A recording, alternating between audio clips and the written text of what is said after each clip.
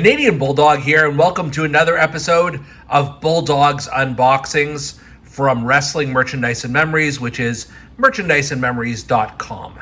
And this week, we've got a figure that I do own a couple of, but not very good ones, and we'll get into that in a few minutes. But it is the Viper Randy Orton from WWE Elite Series 90. And this is,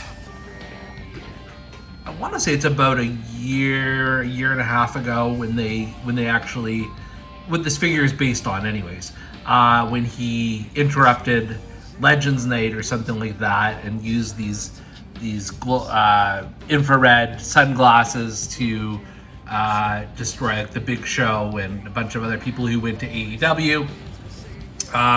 Just quickly look at the box here. I mean, nothing fantastic, but it's not bad. You can see it comes with the glasses, a chair, and a pair of alternate hands. And just to see on the back here, I think I need a couple of other figures from this collection, namely Jey Uso and the Big Boss Man, but the Chase version of Big Boss Man that has the WCW hat and what have you. This is by far the loudest part of the video, where I crack the box open and I'm not very gentle with the way I do it, but it doesn't really matter because I'm not collecting the boxes, I'm collecting the figures. So I'm not a mint on card kind of guy for most of my collection. Just get rid of this piece and let's get to Randy himself. And we'll crack him out of his plastic tomb here. See, the glasses came right off. And let's get the figure out of here. This is a very good likeness of Randy Orton. Facially, it's perfect. Got the tattoos very well represented. I do like the gloves with the tape, or the hand with the tape fist here in black. Just adds a little something. And then the color, it's not, Randy doesn't wear this every week, and certainly since his RK Bro turn or whatever, or his gimmick, he's been looking a little bit differently, but that's okay. And then you've got more tattoos on the back and the white knee pads and the Orton on his butt. I do want to check out the alternate hands here. As you can see, Randy is missing something here, but we're gonna give him a hand. Maybe we'll give him two hands. It's my dad humor coming out there. I do have to say, these hands sometimes are very difficult to get out of the plastic. I don't know why that is. And this one is extremely loose. I'm not sure if it looks like it's in properly, but it just feels very loose. Get the other hand in here.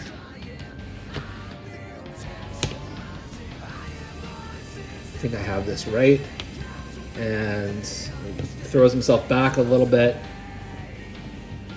If he'll stand properly, and then you kind of sort of, that's not even right. That's not even the Orton pose, but you get an idea. I will pose him properly before he goes in there, but that's the idea of basically what you're getting. And then I'm also going to try and maneuver the glasses on his head, so you can see it's got this band around it, so they don't really slip off his head very easily, which is one of the problems with some of the sunglasses these figures come with. So he's got the night vision goggles here, as you can see. But overall, this is, I'm going to take these glasses off because I don't like them. But overall, this is a really decent figure. Like I said, the taped hands give it just another dimension. Love the tattoos on him, and it's hard to argue with this face scan. It really does look like him. And this is definitely a more modern version of the Legend Killer than what I have in my collection here. This is my shelf of slightly more modern WWE Mattel figures, although some of these, it could be an AEW tribute shelf from some of the folks who are on here. But as you can see in the second to front row, we've got this ancient Randy Orton Mattel figure that, I don't know, I want to say it was created in like 1974 or something. It's so ridiculously basic. The tattoos aren't quite completed. He has very limited articulation. I think he can kick. That's his thing. He can kick up and down. great. But compared to some of the, great detail and articulation and things like that, this has got to go. So I'm removing this one from my shelf and I'm putting the new one in. I have tried this now 3 times in the course of this video, and it's created a huge collapse on the shelf.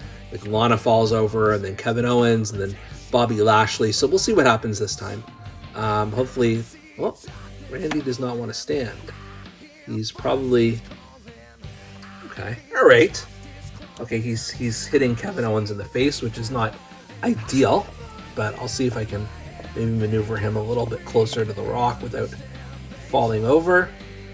There he is. So Randy Orton is now on my modern shelf, and it's a serious upgrade. Look at that brand new one versus this WWE Series 0 figure from 100 years ago. So there you go. There you have it. This has been Bulldog's Unboxings, and I am Canadian Bulldog for merchandiseandmemories.com.